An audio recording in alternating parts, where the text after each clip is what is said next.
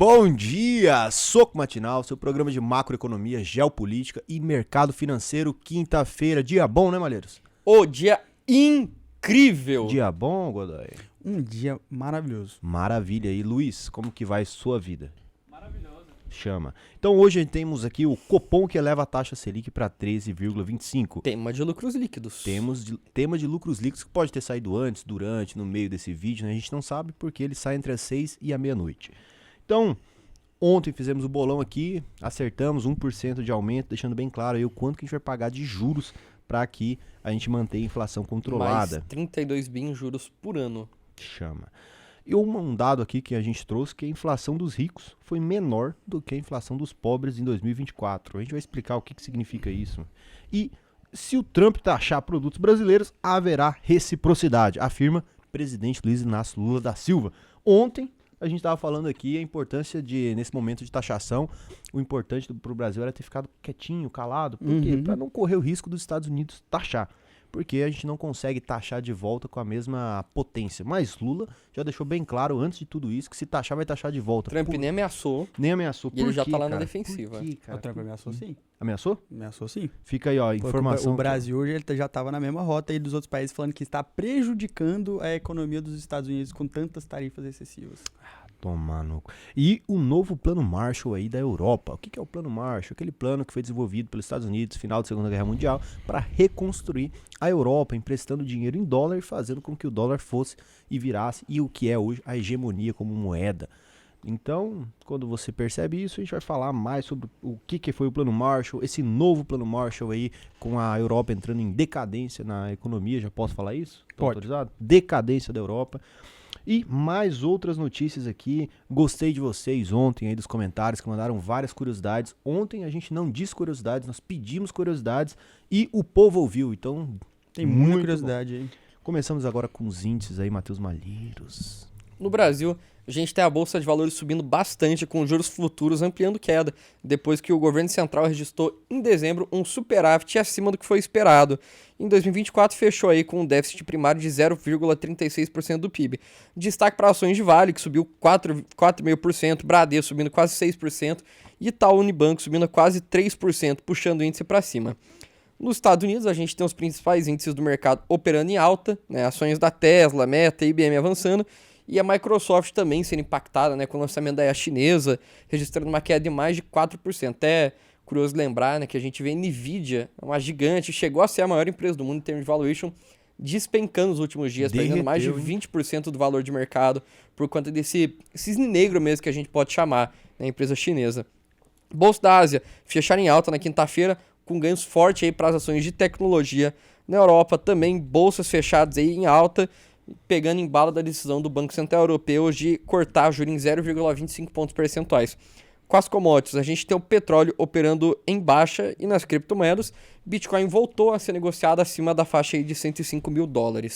E o que o nosso comandante Malheiros aqui trouxe, né, é o cisne negro. O que é um cisne negro, cara? É, né, um conceito do Nassim Taleb, que ele determina que é um evento extraordinário e imprevisível, que seria o DeepSeek surgindo aí como uma IA da China. Por que cisne negro? Pensa que é uma forma de você entender que a qualquer momento pode acontecer alguma coisa Posso imprevisível. explicar? Você pode Chama.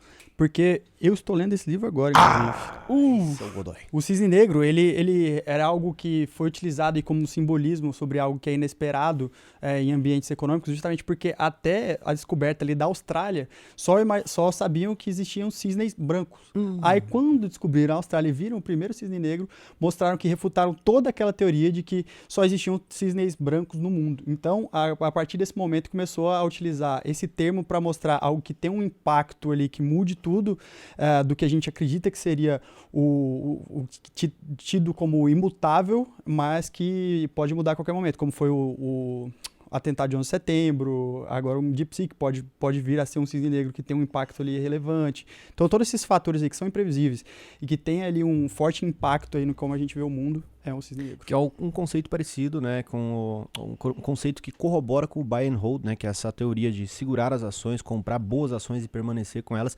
sem a capacidade de prever o futuro e tentar achar o melhor momento de entrada. Porque Então esse cisne negro, significa que basicamente a qualquer momento vai acontecer uma coisa. A única certeza que a gente tem é que vai acontecer alguma coisa, vai ter uma grande crise, a qualquer momento A pode acontecer. incerteza é a única certeza. Caralho, Godoy. Gostou dessa? E o Godoy hoje tá filosofal, Tá hein? filosofal, Cara, assim, mano. Aí você começa a ler Taleb, filho, você esquece. Você virou outra pessoa. Esse de esquecer e virar outra pessoa. O Edson leu Taleb e mudou de sexo, mano. Ele esqueceu que era homem. Toda vez assim.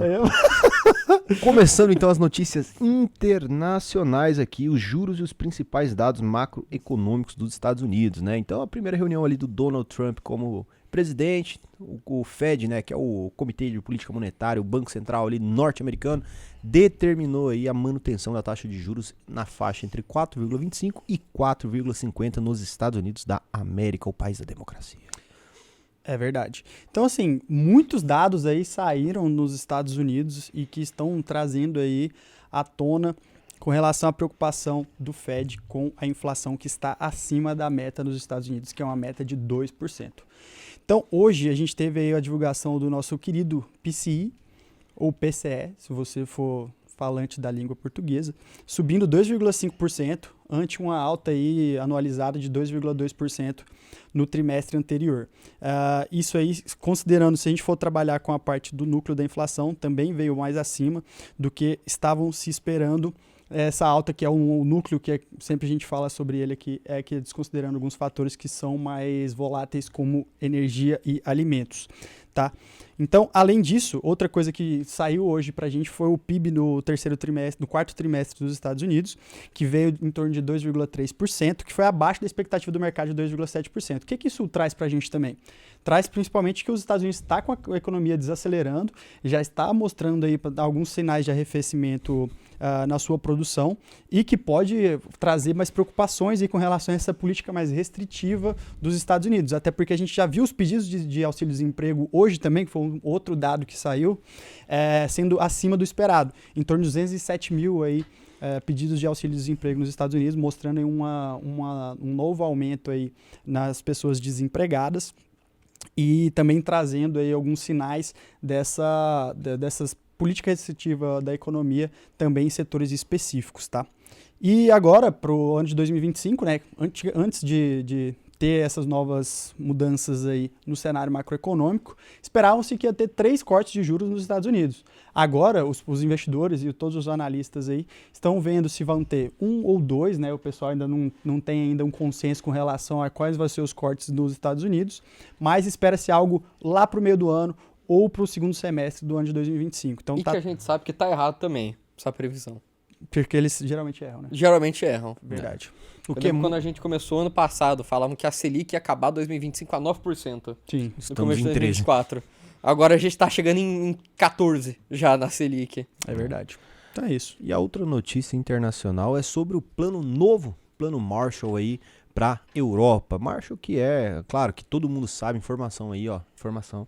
Marshall vem do Eminem, né? Ele tem Marshall Matters. Marshall Matters. É porque o Marshall importa. Nossa, tá. A Europa, então, está em declínio e em poucos anos pode perder a posição hegemônica aí no mundo que foi construída ao longo de séculos. Primeiro, que posição hegemônica? Já começa por aí. Que for. posição... Bruno, por favor, posição hegemônica Quem da que é Europa, meu amigo.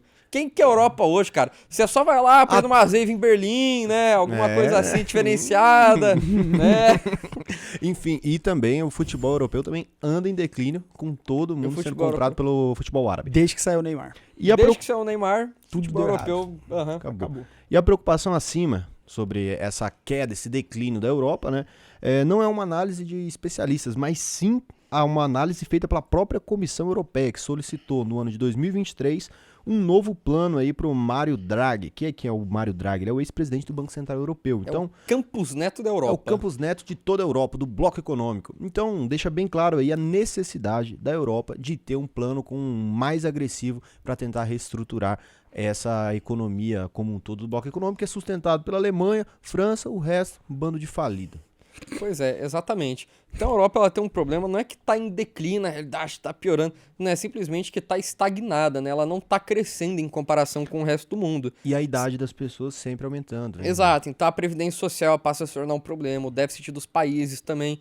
Tanto que lá você vê várias economias com déficits muito altos. Só que não é tão problemático porque acabaram conseguindo se industrializar no passado e entra numa problemática que a gente acaba se tornando até muito mais complexo. E o Godoy gosta bastante de falar isso nos programas.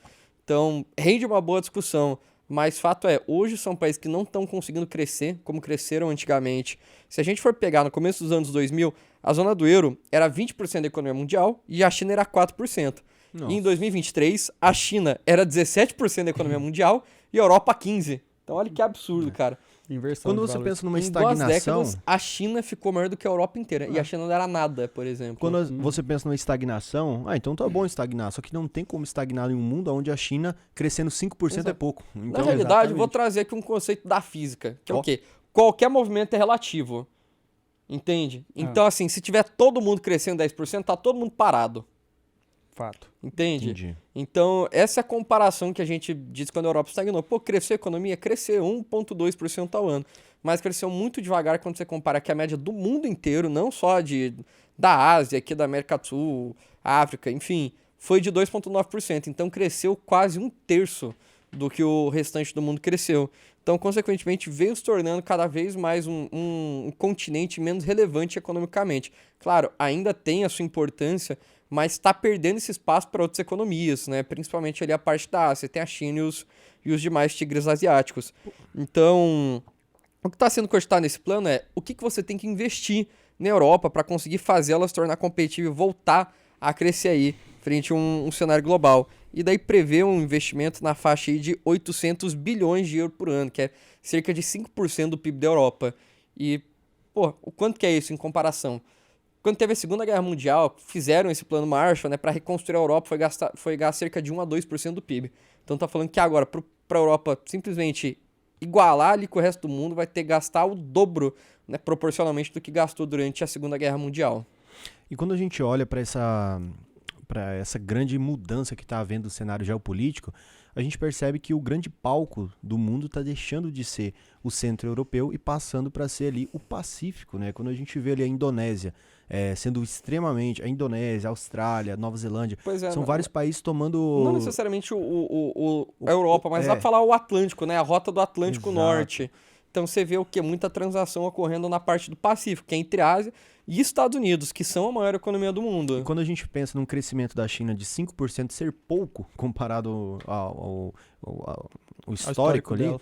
você percebe que não é só a China, é todo o Pacífico ali que é influenciado diretamente. Então esses países, como a gente trouxe, né, Indonésia e tudo mais, eles também estão num pleno crescimento. E aí toda a região começa a se desenvolver, diferente da Europa, que nessa estagnação leva consigo toda a região. E tem muitos problemas que a gente pode discutir Ou aqui. até a Coreia do Sul, por exemplo, cara. Na década aí de 60, porra, a Coreia do Sul não era nada. Era um coitado. lugar destruído. Né? Pô, tava ali contexto de guerra, Guerra Fria. Então foram investindo, aí acabou surgindo uma empresa lá que é a Samsung, que inclusive é 1/4 do PIB Nossa, da isso é Coreia loucura, do Sul. né? É Isso é bizarro loucura. isso aí. E o BTS tem um impacto aí de mais ou menos 0,1% do PIB aí da Coreia, pra você ter uma ideia também. Então fica a curiosidade. Fica aí outro ponto agora para reflexão de todos do programa. Luiz aí também, se quiser refletir, pode refletir. Você aí de casa, reflita também. Será que a solução para a economia europeia não seria ter uma maior flexibilidade dos trabalhadores imigrantes, da mesma forma que os Estados Unidos fez lá atrás para conseguir aumentar a produtividade? Aí você tocou no ponto G masculino. Pois é. Porque os Estados Unidos, eles têm hoje uma força de trabalho muito forte. Dependente Mas por dos quê? imigrantes. Tem muito imigrante que vai para os Exato. Estados Unidos buscar uma qualidade de vida melhor. E quando você olha a quantidade de imigrantes que estão fugindo ali do norte da África, Líbia, Síria, e entrando pela Grécia, pelo sul da Espanha e da França ali, você vê que o Itália. tratamento já é bem diferente. Já existe uma questão não tão aceita quanto a gente tem. E apesar dos Estados Unidos agora vir com essa posse do Trump querendo deportar pessoas, os Estados Unidos foi claramente ali um país que recebeu pessoas com certos certos modos ali, né, para fazer a força de trabalho dos Estados Unidos. Assim, até trabalhos menos qualificados, vamos dizer dessa Exato. forma. Pô. Porque, poxa, quem já tá ali numa família que nasceu em solo americano, já tem um mínimo de condição, vai lá, faz uma faculdade, vira médico, programador, qualquer emprego lá que tem uma remuneração um pouco mais alta. Só que quem que vai trabalhar ali num restaurante, por exemplo? Manufatureiro ali, né? Um setor manufatureiro, ninguém quer. Então, pra alguém que já tá lá, você tem uma régua muito alta, né, de questão de renda. Só que agora imagina a cabeça de um imigrante, por exemplo. Poxa, o cara sai ali num país que ele tá vivendo na pobreza para ir para os Estados Unidos melhorar muito o padrão de vida, conseguir ganhar em dólar, daí compara com moeda local, né? Pô, o cara ganha 10 vezes o que ganhava Com certeza. trabalhando num emprego que exige muito menos qualificação do que às vezes tinha no país. Então, é um movimento que acaba fazendo sentido. Até mesmo aqui na consultoria, cara, eu já atendi um caso de um cliente, ele era engenheiro aqui no Brasil, foi para os Estados Unidos, montou uma empresa lá de lavagem com a esposa, o cara juntou uma nota e voltou pro Brasil e viveu de renda. Olha aí. Olha isso. Porque ganhava menos como engenheiro aqui do que ganhava lá. Quando a cara. gente olha para essa decadência, vamos usar o termo decadência da Europa, né, existem muitos fatores. Aí o fator do dólar, o fator político, o fator geográfico também da Europa, né, quando a gente olha para terras férteis ali, o limite que eles têm. Cara, isso rende um programa aí, quase um segundo filme do Senhor dos Anéis, de tanto tempo que a gente poderia falar, né? Então, Rende lucros líquidos. e aí, qual que é a questão? Você aí nos comentários, meu nobre guerreiro de Gondor, o que você acha que foi um dos principais fatores? O que a gente não falou aqui, ou que a gente falou, repita da mesma forma, Boa. que a Europa que está passando nesse momento? Por que você acha que a economia do bloco está em estagnação num momento desse? Não está rolando nenhuma grande guerra, a não ser no leste europeu ali, e antes de estar acontecendo o conflito entre a Ucrânia e também a Rússia, a Europa já estava estagnada, então não tem como falar que foi as sanções ali e tudo mais. Então, o que está causando? Quais são os principais motivos? Comentem aí pra gente. E, indo agora para a segunda Tem muito notícia. europeu também aqui que assiste o programa. Tem muito europeu aqui que assiste o programa. Abraço aí para todos vocês europeus.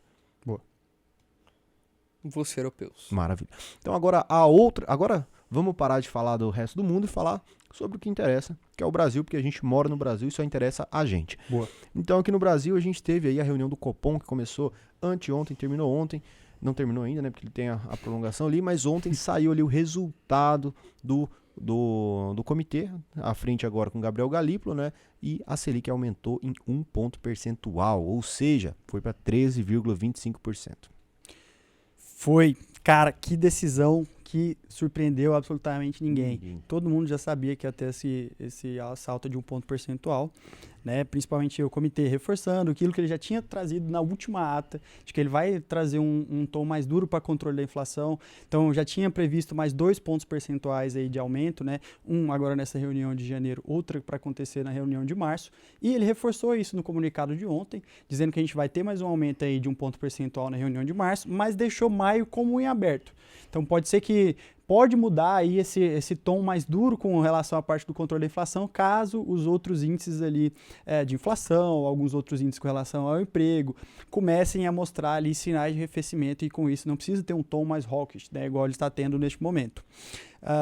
Um ponto também muito interessante que eu trouxe aqui, que o Brasil não saiu do lugar com relação à parte do juros real do mundo. Ele era o segundo maior juros real, continua como segundo maior juro real. Quem mudou foi o primeiro lugar aí que saiu da Rússia e foi para a Argentina, nossos irmãos aí, com o juros real de 9,36% e aqui no Brasil estamos com o juro real de 9,18%. Juros real, que é o juros nominal que nós temos, descontado o efeito da inflação. Compondo o top 5 aí no mundo, a gente tem em terceiro lugar a Rússia, com o juros real de 8,91%, o México no quarto lugar a 5,52% e a nossa querida Indonésia, que foi citada pelo Edson agorinha, a 5,13%. Um abraço, Indonésia. Abraço para todos vocês aí da Indonésia.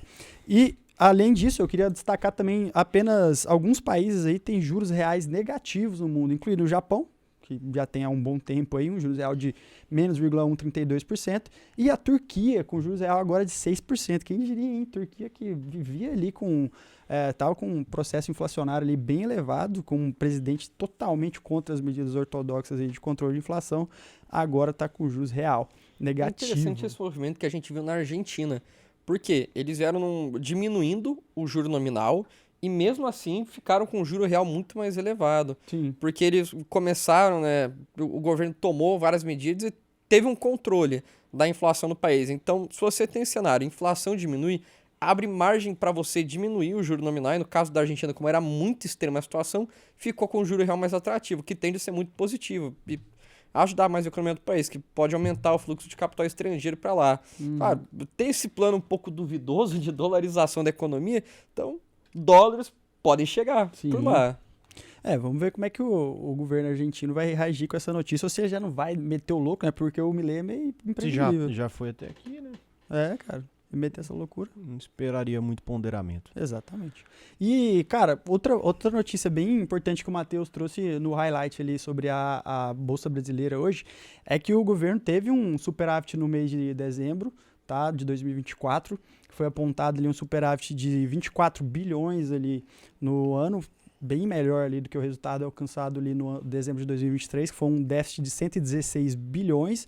E fechando o ano aí com um déficit primário de 43 bilhões no governo central, algo que equivale a 0,36% do PIB, mas se você desconsiderar ali os efeitos de gastos com a reconstrução do Rio Grande do Sul, que eles até trouxeram lá, é um déficit de apenas 11 bilhões, que seria até dentro do arcabouço fiscal, né? Aquele reajuste lá que era de até 0,25% do PIB. Ficaria algo de em torno de 0,09%, ou seja, com os ajustinhos ali, né, o governo entregou aquilo que ele falou.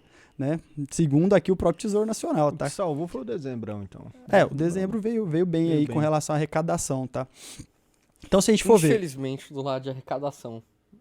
E não do lado de gastos. Sim. Porque o Tesouro teve um superávit de 13,6 bilhões, a Previdência teve um superávit, a Previdência Social, ó, teve um superávit de 10,4 e o Banco Central teve um déficit de 58 milhões. Tá? Então, comparação com relação a isso, teve um acréscimo de 20,4% na receita líquida do governo, ou seja, os impostos aí tendo aí um bom resultado para a gente. Parabéns, e um decréscimo de 33,3% nas despesas totais. Tá? Então, teve muita coisa que mudou aí nesses últimos tempos, mas alguma coisa que a gente vai trazer aqui de destaques aí para arrecadação, o que teve?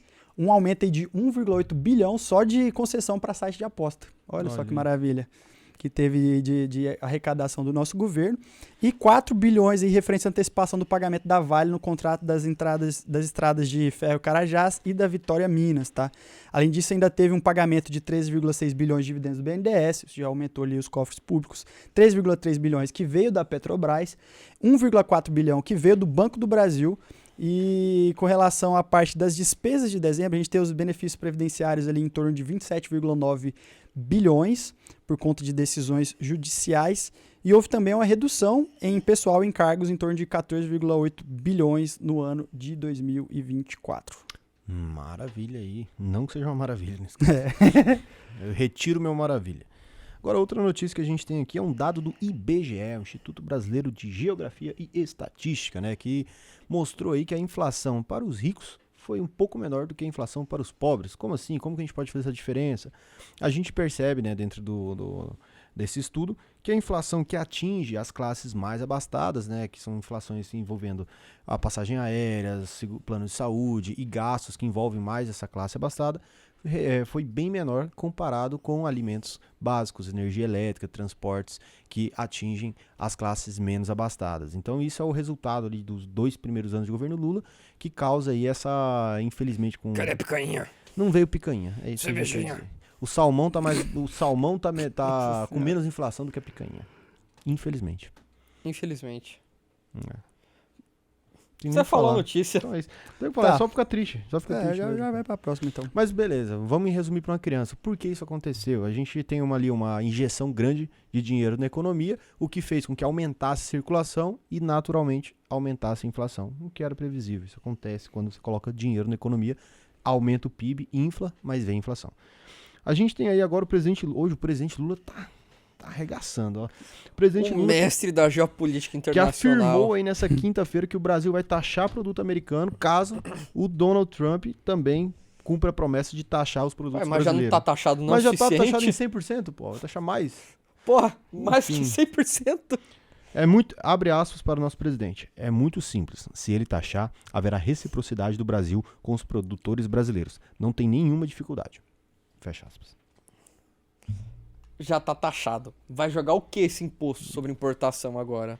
Vai aumentar. Se tá 100, vai pra 110. Entendi. E Isso- daí, bom, às vezes fala, não, é pra proteger a indústria nacional. Que indústria? Meu amigo, que indústria nacional que a gente tem? Vamos comprar um telefone da Multilaser, Um computador da um Positivo. computador da E Positivo quem aí, que investe nessas empresas e tá aí no vídeo? Comenta aí embaixo depois, viu? e um carrinho, vamos andar de quê? Carro? É.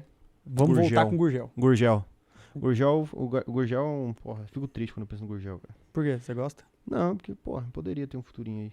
É verdade. Interessante. Então agora vamos para a leitura dos comentários do vídeo anterior. Eu vou pegar aqui de pronto, que eu nem li antes, que eu vou ser sincero. Sobre sertanejo no final, voto para levarem um violão sempre. Hoje, Matheus Maleza terminar com uma música sertaneja aqui, pode ser? Boa. E Uma tem um hora. violão ali esperando. Tem mesmo. E também se tem aqui o Marcos Mesquita disse bom dia, o Estevam disse bom dia noturno, CG Canal bom dia. E também o Daniel Maciel Zen. Não, isso aqui eu não vou ler não, Daniel. Eu vi a última palavra, eu não vou ler isso aqui por fins jurídicos. E também temos aí o Luiz Luque. Vocês são sensacionais, continue nessa pegada. Olha, Gostou da nossa pegada. é isso. E o... Não vou falar isso não. Então tá. Mas você não vai ler nenhuma curiosidade que o povo trouxe aí que você pediu? Vou ler uma curiosidade aqui. Então vou ler uma curiosidade. A gente tem aqui o Sábios Anjos disse, só pra contrariar o Edson, eu vou trazer... Pô, tem limite de tempo no YouTube, fica desligado aqui. Vou trazer uma curiosidade fora do planeta. Não, a gente pediu curiosidade do planeta Terra. Sim. Questão de ética. Temos aqui Bom Dia Noturno, do Ícaro Brasil. Curiosidade, a maior palavra da língua portuguesa refere-se a uma doença causada pela respiração de cinzas vulcânicas. Ultramicroscópico sílico vulcanoconiótico, que é quem tem a doença. Você sabia disso mesmo? Eu sabia. E E a doença é pneumo ultramicroscópico sílico vulcanoconiose. E agora você Me vai recuso, soletrar essa palavra pra todo mundo que tá lá em casa. Chama. Meu Beleza. Deus, o que virou esse programa? Vai, e aí? Comentários de vocês, meus nobres guerreiros? Nenhum? Eu tô lendo agora também. Não, tem Vai, que ler Matheus. antes. Vai, Malheiros. Tem que ler antes. Ó, vou explicar pra vocês. Por quê? Porque a gente não leu antes o comentário. Infelizmente. O @ cortesalvp. Pode isso, produção? Pode isso? Pode Cortesalvp é liberado o nome do esse- canal. Poder pode, mas arruma esse arroba seu aí, tá? Como que tá o arroba aí? Cortesalvp-B4V. O que é isso, Ninguém cara? vai levar Que isso a cara? Se sério, for usar o cara. nosso nome, pelo menos usa direito. Ninguém É, vai levar pô, esse canal aí a Eu sério. duvido que tem outro arroba que corta o VP. Pode pegar aí, cara. Pois é, tá de boa. Vamos criar esse arroba. Vamos criar e pegar Vamos na criar frente. esse arroba. Ó, arroba corta- você tem até as 2 da manhã de hoje pra melhorar isso, senão a gente vai pegar Se esse você arroba. não mudar, a gente vai pegar o teu Mano, arroba, esse hein? aqui é bom, velho. Vai, fala. William V. Não Senna. me deixaram ler o comentário dele? Desculpa, vai lá. Vai. Ele perguntou se tem algum cálculo que faça para ver o impacto da taxa Selic nos preços do supermercado, ou se é só ver o reflexo. Segunda alternativa, é só esperar, porque muita coisa pode acontecer além da taxa Selic. Ela é uma das ferramentas que o Banco Central tem para controlar a inflação. Então, depende de seu jato com outros mecanismos em conjunto e de como também vai se comportar para as políticas públicas do governo, né? Então, você tem as políticas monetárias e tem as políticas fiscais do governo que também podem impactar nos preços. Por exemplo, nada adianta você subir 10 pontos a taxa Selic se o governo jogar imposto de 100% em cima dos alimentos. Claro, tô pegando aqui um exemplo muito absurdo, mas para ver que são vários fatores que influenciam na composição de um preço. Parabéns Maravilha aí, Malheiros. Parabéns aí. Seguinte, eu peguei uma notícia aqui, ó, notícia não, uma curiosidade, perdão, do William V. Senna, que é: vocês sabiam que a boneca que aparece e desaparece misteriosamente dos vídeos é referência a uma assessora duvidosa de uma agência de investimentos duvidosa que prometia ganhos astronômicos através de estratégias duvidosas? Fonte, presidente do IBGE. Que boneca! Piada inteligente vale 2, hein? Muito boa, William, parabéns aí, cara. Mais alguns comentários Mas que aqui. boneca, velho? O cara tá alucinando? Não, Cara, ele é o pessoal doido. fica A essa ideia de fonte é o boneca. presidente do Vou IBGE. ficar falando que tem boneca. Fonte presidente do IBGE piorou. Só maluquice. Vamos lá, então um empreendedor aqui disse, quando cheguei nesse programa ele ainda era apresentado pelo Douglas, que ainda era amador. Ele Nossa. melhorou muito e parou com é verdade. Ele fez um curso de oratória pago aqui e fez. E Deu o Douglas certo. fazia vídeos amadores. Agora é só vídeo com capacidade profissional. Vocês podem inclusive ver lá no canal dele. Ó. Temos o Cristão Invest 1, 2, 3 testando o som. Por que eu fui ler isso? E o Emerson Madeira Viana disse, vídeo longo, mas se enxugar, principalmente as piadas quinta série, dá pra assistir em 5 minutos. Mas a gente nem ia fazer, porque não Pô, teria graça. Pois é, cara. Você quer assistir programa sério, você vai ver. Não tem patrocinado aqui, eu vou... Ana Brasil, ainda bem que o José é consultor, não cantor. Pronto. Esses foram os comentários. Foi o programa mais vagabundinho que a gente fez com comentário, foi hein? muito Vamos bom, ler os comentários antes? Vamos ler os comentários? Vamos fazer um acordo aqui entre a Cara, gente? a gente sempre lê, só que hoje tinha muita curiosidade. Acho que o Edson não deveria ter pedido isso pra vocês, não. Verdade. Não. Eu vou ser honesto. Pelo menos da minha parte do Edson, vou admitir o erro. A gente tá aí com um plano, vamos fazer uma viagem, a gente tava discutindo. Pense aí.